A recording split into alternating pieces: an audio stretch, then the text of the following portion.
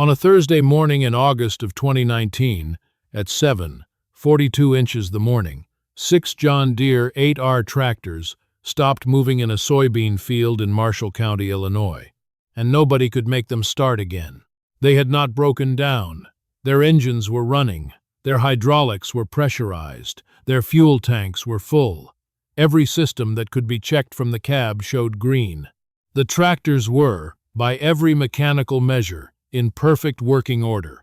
They simply would not move, because the GPS satellite signal that told each machine where it was and where it was supposed to go and how fast it was supposed to travel had dropped below the threshold the onboard computer required to operate the auto-steer function. And without auto-steer, the company's operating protocol did not permit the machines to enter the field. 6 tractors, 14,000 acres under management, harvest beginning in 11 days, and a field operations manager named Brad Connolly standing at the edge of the soybean field at 7:51 inches the morning, already on his third phone call, already knowing that none of the 3 people he was calling were going to tell him anything he wanted to hear. The John Deere regional service technician arrived at 9:15. He had driven from Peoria. He connected his laptop to each machine's diagnostic port and confirmed what the error codes already said. GPS signal insufficient for Starfire RTK operation. He said the signal degradation was likely atmospheric. A geomagnetic disturbance had been reported overnight across the upper Midwest. He said it could clear in 2 hours or 2 days. He said there was nothing mechanically wrong with any of the machines. He said he was sorry. Brad Connolly thanked him and went back to his truck and sat there for a moment. Then he called his operations coordinator, a woman named Janet Schiff, who had worked for the company for 11 years and who had, at some point in those 11 years, written down the name of a man in Winona who owned a 1,971 Oliver 1,800 tractor and had, according to someone at the Marshall County Farm Bureau, they'd been pulling people out of bad situations since before Brad Connolly was born. Janet found the number in her files. The man's name was Dale Fricke. He was 74 years old. He had last spoken to anyone from their company. Approximately never. Brad Connolly called the number. It rang 4 times. A man answered. Brad said, "Mr. Fricke, my name is Brad Connolly. I run field operations for Consolidated Ag Resources out of Peoria. I've got 6 John Deere 8Rs sitting in a field outside Lacan and I can't move them. I was told you might be able to help." There was a pause on the line. Then Dale Fricke said, "What field?" Marshall County sits in the Illinois River Valley, roughly 90 miles southwest of Chicago, in the broad agricultural plain that runs from Peoria north and east toward the Indiana line.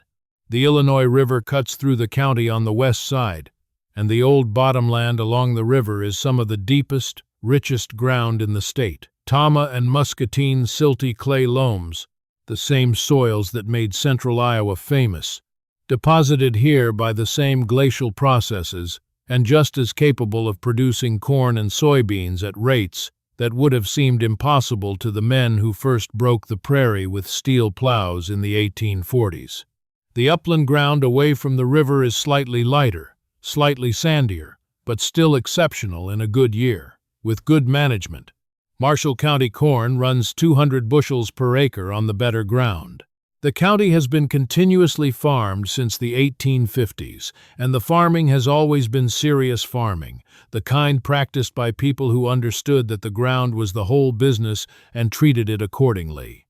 Dale Fricke was born in 1,945 inches, the town of Winona, in the north part of the county, the son of a machinery dealer named Clarence Fricke, who ran a small implement shop on the edge of town from 1938 until his death in 1978. Clarence sold used equipment. Alice Chalmers, Oliver, Minneapolis Moline, International, whatever came in and serviced what he sold, and did not apologize for dealing in used iron in a country that increasingly wanted new.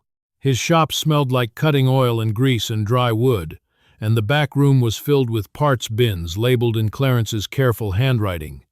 Bins for Oliver, bins for Alice, bins for Farm All, organized with the methodical precision of a man who had once spent 3 hours looking for a PTO shaft seal and had decided that would never happen again. Dale grew up in that shop. He was pulling heads and setting valves by the time he was 12. He could read a hydraulic schematic at 14. By 16, he had completely rebuilt an Oliver 88 row crop tractor that a farmer had brought in with a cracked block, and he had done it so precisely, boring the cylinders, fitting the rings, torquing the head bolts in the correct sequence, that the tractor ran better after the rebuild than it had new, or so the farmer claimed. Clarence did not dispute it. When Dale graduated from high school in 1963, there was a brief conversation about college. Dale attended 2 weeks at Illinois State in Normal before he came home. He did not explain himself extensively. He said he could learn more in his father's shop than in a classroom, and the evidence of the rebuilt Oliver 88 suggested he was not wrong. He farmed on the side through the 1960s and 1970s, renting ground from 3 different landlords while running the shop with his father. He bought his 1,971 Oliver 1,800 new. In November of 1970, before the model year even began, because he had placed a deposit with the dealer in October and wanted the first one off the truck. The Oliver 1,800 was a row crop tractor that Oliver had produced since 1960, a 6-cylinder gasoline engine, 76 horsepower at the PTO, clean lines, well-balanced, with a hydraulic system that Dale considered to be among the best engineered of any tractor of its era. He paid $6,400 for it. The dealer threw in a set of rear wheel weights and a new set of rear tires.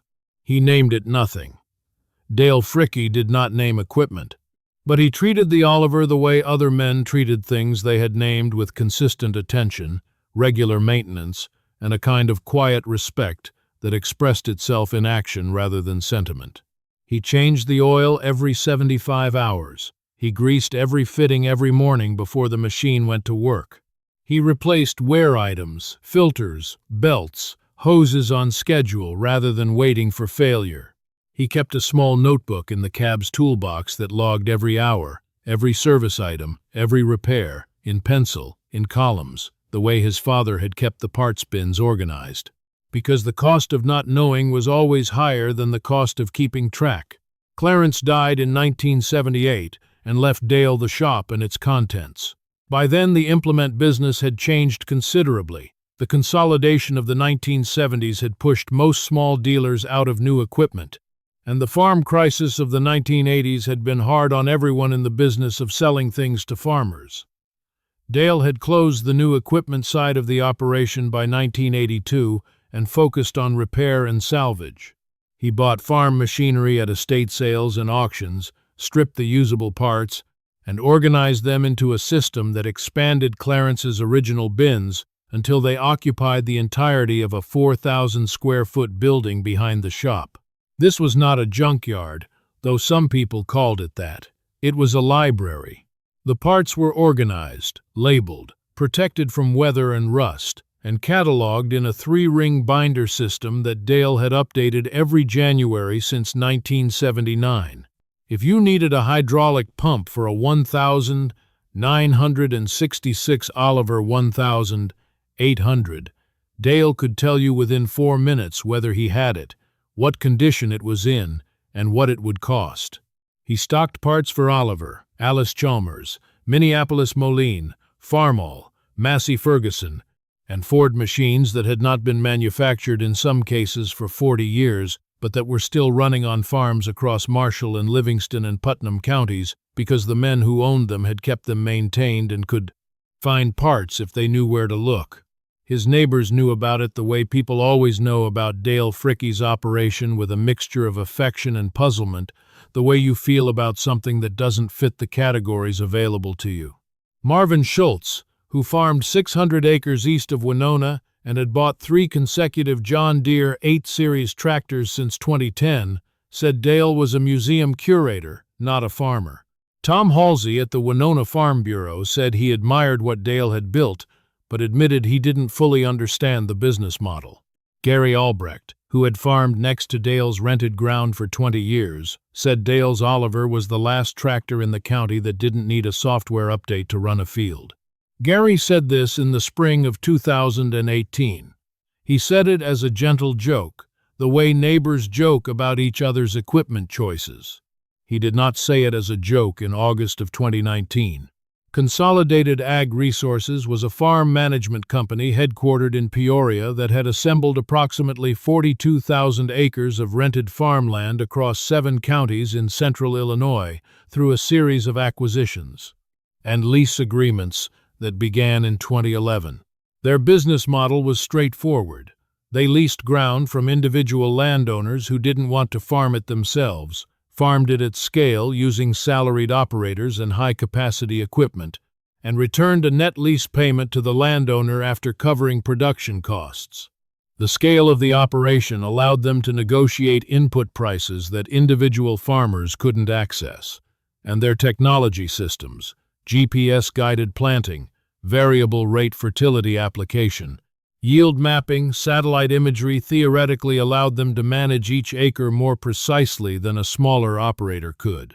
Their equipment fleet in 2019 included 6 John Deere 8R 410 tractors machines with 410 horsepower, continuously variable transmissions, and full precision agriculture integration.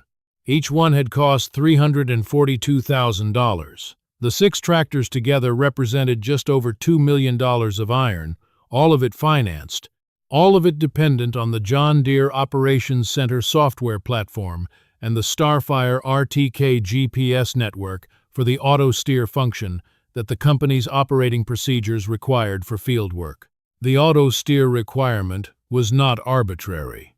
At the scale Consolidated operated one operator managing a machine for 12 to 16 hours a day, covering hundreds of acres per shift.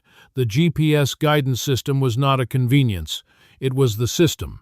The operator set the line, engaged the auto-steer, and managed the machine while the guidance handled the precision. Without it, you needed a different operator, someone who could run a straight line by sight and feel, someone who had done it for years and had the muscle memory for it, someone who understood what the machine was doing beneath them without a screen telling them. That kind of operator was increasingly rare. Consolidated's 5 field operators were all under 40. They had grown up on precision agriculture equipment. They were skilled at what they did, managing complex machinery, reading screens, optimizing inputs, but driving a tractor without GPS guidance for 14 hours across a flat Illinois field, maintaining consistent row spacing by feel and visual reference alone was a skill none of them had been asked to develop, because the equipment they had operated since they started farming had never required it. When the GPS signal dropped at 7:42 on that Thursday morning, Brad Connolly's first call was to John Deere's customer support line. They confirmed the atmospheric disturbance and estimated signal restoration within 4 to 24 hours. His second call was to the company's insurance carrier. His third call was to the regional J.D. service technician in Peoria. The technician's arrival and assessment changed nothing. The machines were operational. The signal was not. The field, 380 acres of soybeans approaching optimum harvest moisture, scheduled to begin cutting in 11 days, sat under an August sun, while 6 $342,000 tractors idled at the field edge with their engines running and their auto-steer. Systems waiting for a satellite signal they could not receive. By noon, Brad Connolly had established that the GPS network could be down for as long as 48 hours. He had established that his 5 operators were not comfortable running the machines manually at field speed without guidance. He had established that John Deere's emergency service protocol did not include a provision for signal outages of atmospheric origin. And he had established that the harvest window on his soybeans was not going to wait for any of this. He called Janet Schiff. Janet said, "I have a name." Brad said, "Give it to me." The name she gave him was Dale Fricke of Winona, Illinois, age 74, owner of a 1971 Oliver 1800, with, by Janet's notes, 22,000 hours on the meter and a parts inventory that had saved 3 different operations in Marshall County in the past decade.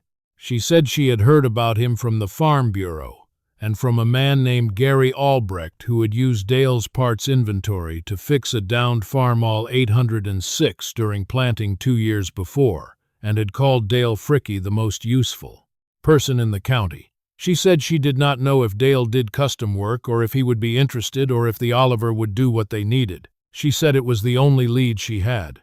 Brad made the call. Dale said, "What field?" Brad gave him the address. Dale knew the field. He had rented and farmed the East 40 of that same quarter section for 6 years, in the 1980s, before the previous owner had consolidated it into a larger lease. He knew the soil type, the drainage patterns, the low corner on the northeast where water sat after a rain. He knew things about that field that were not in any of Consolidated's satellite imagery or yield maps. He said, "I'll be there at 2 o'clock." He was there at 1:47. Dale arrived on a flatbed trailer pulled by his own pickup. The Oliver 1800 strapped down and riding with its front end forward, the way he always transported it. He backed the trailer up to the field edge, unchained the Oliver, drove it off the ramps, and parked it next to the 6 silent John Deeres. The contrast was not subtle. The John Deere 8R 410 is a large tractor. It sits high off the ground, with a cab that rises 8.5 feet, climate-controlled, with a full suite of screens and controls, and the particular sealed quietness of a modern agricultural cab that is designed to put as much distance as possible between the operator and the sensory experience of fieldwork. From inside an 8R cab, farming is a matter of watching screens and managing systems. The machine does the work. The operator supervises. The Oliver 1800 is a smaller tractor. It sits closer to the ground. It has a cab of a kind, a steel frame with a fiberglass roof, added by a previous owner sometime in the late 1970s, but it is not sealed and it is not quiet. When the Oliver runs, you hear it. You feel it in your hands through the steering wheel and in your back through the seat. You smell the exhaust. The machine and the operator are in continuous physical conversation in a way that the John Deere is specifically designed to prevent. Brad Connolly walked over when Dale got the Oliver off the trailer. He introduced himself. He shook Dale's hand. He explained the situation in more detail than he had on the phone, the signal outage, the operator comfort issue, the harvest timeline. He said they were looking at potentially 48 hours of downtime, and they could not afford it. He said they would pay whatever Dale's rate was, and that they were not in a position to negotiate. Dale listened. He looked at the 6 John Deeres idling at the field edge. He looked at the soybean field, 380 acres. Beans starting to yellow, close enough to harvest that you could smell the dry in them on a hot morning. He looked at Brad Connolly. He said, "What do you need done?" Brad said, "We need to finish laying the last drainage tile in the north section before harvest. 42 acres. We've got the tile plow and the GPS-mapped layout, but without the auto-steer we can't run our equipment on the precise line the system requires." Dale said, "I don't use a GPS-mapped layout." Brad said, "I know. That's why I called you." There was a pause. One of Consolidated's young operators, a man named Tyler, 28 years old, standing by the lead John Deere, said, not unkindly, that he wasn't sure a 1971 tractor could pull the tile plow at the speed their system was calibrated for. He said the plow was rated for high horsepower applications, and he was concerned about whether the Oliver had the torque at depth. Dale looked at Tyler. He said, "Son, this machine has 76 horsepower at the PTO. What's the plow rated for?" Tyler checked his tablet. He said the minimum recommended power was 60 horsepower. Dale said, Then we've got 16 horsepower to spare. Let's hook it up. Tyler looked at Brad. Brad said, "Hook it up." The tile plow that Consolidated used was a SoilMax Gold Digger Series, a modern vibratory plow designed to install perforated plastic drainage tile at a consistent depth of 32 inches while moving at a controlled forward speed. The plow used the GPS receiver on the lead tractor to track its position against a pre-planned drainage layout, making micro-corrections to maintain the precise line the design required. Without the GPS input, it could still physically install tile. The mechanics were unchanged, but the operator would have to hold the line by visual reference alone. Reading the ground and adjusting steering to maintain the spacing, the drainage design called for. This is harder than it sounds. A drainage tile line that wanders off course by 6 inches over 100 feet creates a low spot in the drainage profile, a place where water pools in the tile and either backs up or drains slowly, defeating the purpose of the system. The tolerance on a properly installed drainage system is tight. The GPS guidance existed precisely because maintaining that tolerance over hundreds of feet of moving across a flat field is difficult to do by eye. Dale spent 20 minutes looking at the consolidated drainage plan before he touched the plow. Brad's system had the layout on a tablet, a scale map of the 42 acres, with the proposed tile lines drawn in blue, their spacing and depth marked precisely. Dale asked Brad to print it. Brad said they didn't have a printer in the field. Dale said he needed a minute, and spent the next 15 minutes copying the key dimensions into a small spiral notebook he kept in the breast pocket of his shirt. Row spacing, starting reference points, depth targets, the location of the main outlet. Brad watched this and said nothing. Dale hitched the Oliver to the tile plow. He spent 10 minutes on the connection, checking the hitch pins, adjusting the drawbar height, confirming the hydraulic connections on the plow's depth control cylinder. Tyler offered to help. Dale thanked him and said he had it. Then he drove the Oliver to the northeast corner of the 42 acres and stopped. He sat in the cab for a moment. He looked at the field, the way the ground lay, the slight drainage slope toward the south, the low corner he remembered from farming this ground in the 1980s. Then he looked at the tree line on the north property boundary, and the fence post at the northeast corner, and the utility pole on the county road to the east. He was triangulating, setting visual reference points the way a surveyor sets benchmarks, not with GPS, but with the landscape itself, with fixed objects that would stay fixed while he moved through the field. He drove the first line. He entered the field at the northeast corner, set his reference on the fence post and a distant grain elevator visible on the horizon to the south-southwest, and drove. The Oliver ran at 3 miles per hour below the speed Consolidated system was calibrated for, but deep work at depth requires patience, and Dale did not vary his speed for anyone's schedule.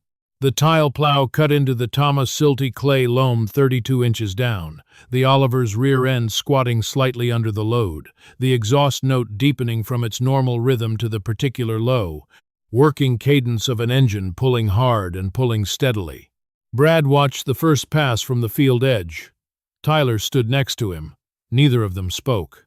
When Dale reached the south end of the first run and lifted the plow, he drove back along the field edge to the north, set his reference for the second line offsetting by the spacing his notebook said. The plan required, and entered the field again. His spacing reference on the return trip was a fence post on the west side and a water tower in Lacon visible 7 miles to the southwest. Different reference points for each pass, each one chosen for its stability and its angle relative to his direction of travel. This is old knowledge. Not lost knowledge. It still existed in extension publications and in the institutional memory of older operators, but knowledge that had become unnecessary for most people and therefore receded. Dale had not needed to think consciously about visual reference navigation since the early 1980s, but it had not left him. It was in his hands and his posture, and the particular quality of attention he paid to the ground ahead of the tractor. You do not unlearn 30 years of driving without GPS. By noon, Dale had laid 11 tile lines across the north section of the 42 acres. He stopped for 20 minutes to eat a sandwich he had brought in a paper bag. Tyler brought him a bottle of water from the consolidated cooler in the pickup. Dale thanked him. Tyler stood at the field edge looking at the 11 lines. He had, at Brad's direction, walked the last 3 and checked them with a laser level, the instrument they used to verify depth and gradient when the GPS layout was complete. He had expected to find deviations. He found deviations of between 1/4 inch and 3/4 of an inch over runs of 300 to 400 feet. The system spec called for plus or minus 1 inch. Tyler came back and told this to Brad. Brad said plus or minus 1 inch. Tyler said, "He's within spec. He's within spec without GPS, without the depth control telemetry, without any of it. He's doing it by looking at a fence post." Brad was quiet for a moment. Then he said, "Don't tell John Deere." In the early afternoon, the GPS signal began to return. By 2:30, the Starfire network was showing adequate RTK accuracy for field operations. And the John Deere 8Rs, which had been idling at the field edge for nearly 7 hours, were cleared by their onboard systems to re-enter the field. 4 of the 5 operators, who had spent the morning in the shade of the machines watching Dale work, climbed back into their cabs and began moving. Dale finished his last line at 4:15. He had laid 26 of the 42 acres required. Tile runs roughly 60% of the total job in 6 hours and 15 minutes of field time. The remaining 16 acres were completed by the consolidated machines over the following day and a half. He pulled the Oliver out of the field, disconnected the tile plow, and backed the machine onto his trailer. Brad Connolly walked over while he was chaining it down. Brad said, "What do I owe you?" Dale said, $400. There was a pause. Brad said, "400?" Dale said, "That's my day rate." Brad wrote him a check right there, leaning on the hood of his truck. Then he said, "Mr. Fricke, I have to ask you something." Dale waited. Brad said, "How did you keep the line that straight, without any reference system? We've got $2,000 GPS receivers and my guys can't hold a tile line tighter than 3/4 of an inch. You were doing it with a fence post and a grain elevator." Dale thought about this for a moment. He said, "You pick a point that doesn't move, then you keep your eyes on it. Then you stop looking at what's right in front of you and look at what's far away. The far thing stays true. The close thing dances." He pulled the chain tight on the trailer. Then he said, "Your machines can't do that. They look at what's right overhead.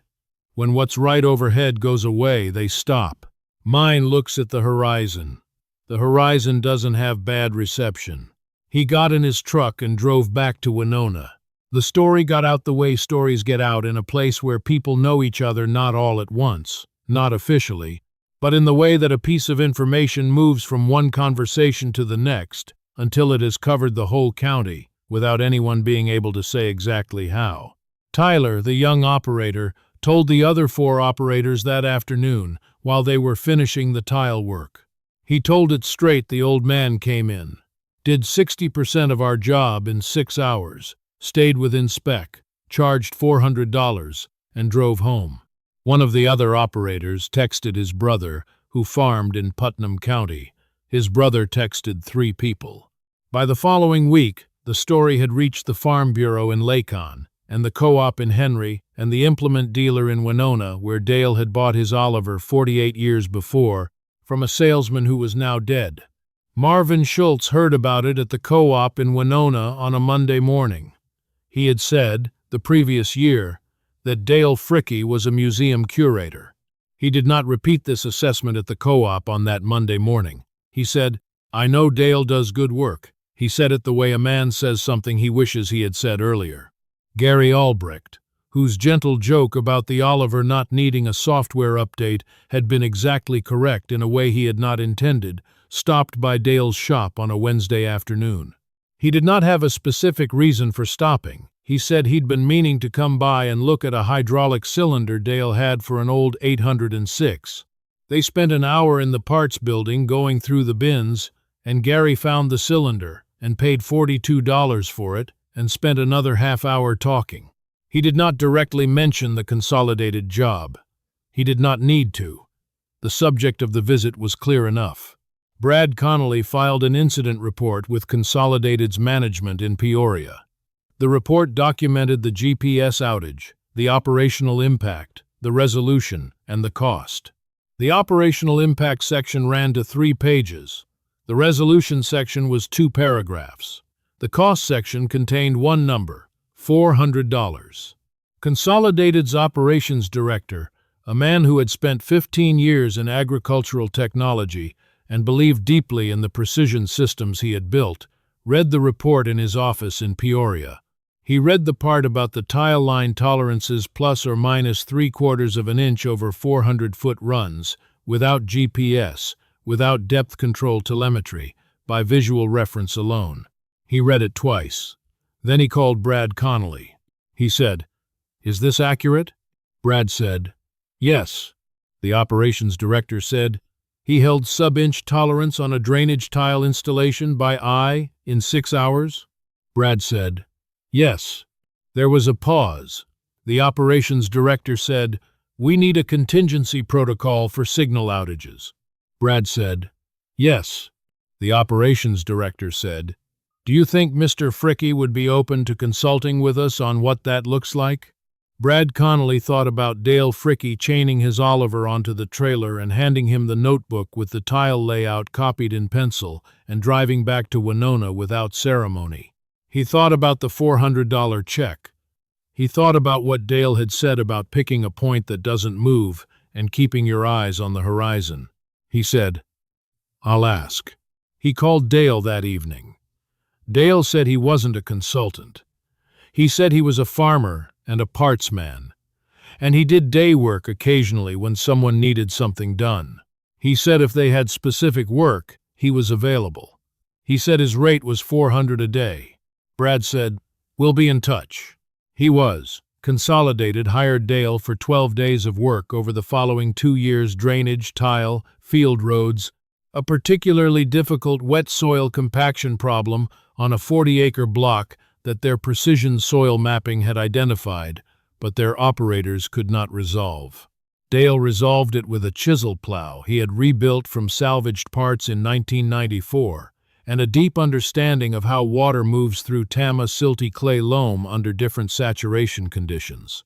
He charged $400 a day. Consolidated paid it without discussion. On the third job, a field road grading project in the spring of 2021, Tyler, the young operator who had stood at the field edge watching Dale run the tile plow 2 years before, asked if he could run alongside in the pickup and watch. Dale said yes. Tyler spent the day watching. He did not talk much. He asked 4 or 5 questions, each one specific and each one about the physical reality of what the machine was doing, how Dale felt the blade loading up in the heavier soil, how he knew when to raise the plow before a compaction layer, how he set his reference on a cloudy day when the distant landmark was hard to see. Dale answered each question directly. He did not frame himself as an expert. He did not say anything about old ways being better or technology being a problem. He said, "The machine tells you things if you listen to it." He said, "The close thing dances, the far thing stays true." He said, 400 hours in a cab without auto steer is worth more than 400 pages of manual if you pay attention while you're in there. Tyler went home and thought about this for a few weeks. Then he asked his father, who had farmed with older equipment before transitioning to precision agriculture in the early 2000s, if he would take him out sometime on the old Farmall 1066 that sat in the back of the equipment shed. His father looked at him for a moment. Then he went and got the key. Dale Fricke still runs the shop in Winona. He is 79 years old now. The Oliver 1800 has 24,200 hours on the meter. He serviced it last October, changed the oil, greased every fitting, replaced the fuel filters and the air filter, and 2 hydraulic hoses that had developed small weeps at their fittings. He wrote it in the notebook in the cab's toolbox, in pencil, in the same columns he has always used. The parts building behind the shop holds approximately 14,000 individual parts, organized in the same bin system that Clarence started in 1938 and that Dale has maintained and expanded for over 40 years. The 3-ring binders on the shelf by the door are on their 12th edition. Dale updates them every January. He does not have a computer inventory system. He tried one in 2012, entering data for 3 weeks before concluding that his binder system was faster and more reliable for his specific purposes, and going back to it. He has not tried again. The Oliver parts inventory alone, parts for the 1,800, the 1,650, the 1,850, the 1,950, the 550 and 660 row crops numbers over 900 individual items. Farmers drive from 4 counties to buy Oliver parts from Dale Fricke because there is no other organized Oliver inventory within 80 miles. He has sold parts to a man in Wisconsin and a man in Kentucky, and once, memorably, to a man in Saskatchewan who had found him through an Oliver owners forum on the internet and drove 11 hours to Winona in a pickup with a stock trailer to buy $400 of hydraulic and PTO parts, and then turned around and drove home. The man from Saskatchewan told Dale that was the best $400 he had spent in 10 years of farming. Dale said he was glad to hear it. Brad Connolly left Consolidated Ag Resources in 2022 to start his own farm management operation.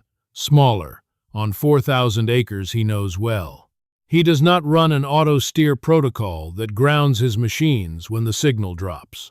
He runs a hybrid protocol GPS guidance when it's available, manual operation when it's not, and he has made sure his operators, all 3 of them, have spent time running equipment without guidance. He told them why. He told them about Dale Fricke and the 42 acres and the $400 check and the grain elevator on the horizon 7 miles away. One of his operators, a young woman named Kayla, 26, who had grown up on precision agriculture equipment and had never driven a tractor without auto-steer. Before Brad required it, said, the first few hours without guidance were disorienting. She said she had not realized how much of her attention the GPS system was handling. She said once she figured out the reference system, the fixed point, the horizon, something loosened up in how she understood the field. She said it was like the difference between reading a map and knowing the roads. Brad told her that was the right way to think about it. He said she should call Dale Fricke someday and tell him that. She hasn't yet. She probably will. The Oliver is in the shed at Dale's place on the north end of Winona, next to the shop. If you drive past on a weekday morning in the spring or fall, you will sometimes see it outside, engine running, warming up before a day's work. It sounds different from a modern tractor, older, lower, a particular steady rhythm that comes from a 6-cylinder gasoline engine with 100 horsepower's worth of flywheel momentum behind every stroke. Dale's neighbors have heard that sound for 48 years. They do not remark on it anymore. It is simply the sound of that farm, of that operation, of that particular machine, and that particular man, keeping the same appointment with the same field that they have kept every working season since 1971. 24,000 hours, 48 years.